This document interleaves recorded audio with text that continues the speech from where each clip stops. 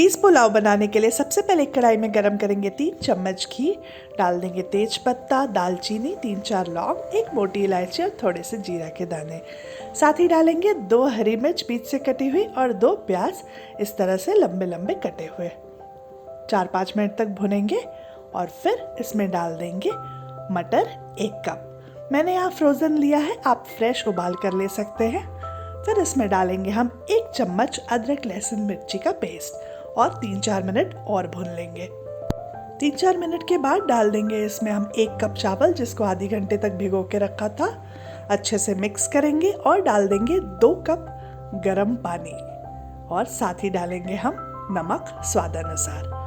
पानी डालकर मिला लेंगे और फिर इसको ढककर 12 से 13 मिनट तक लो फ्लेम पर पकाएंगे। सर्व करने के पहले हरा धनिया ज़रूर डालेंगे।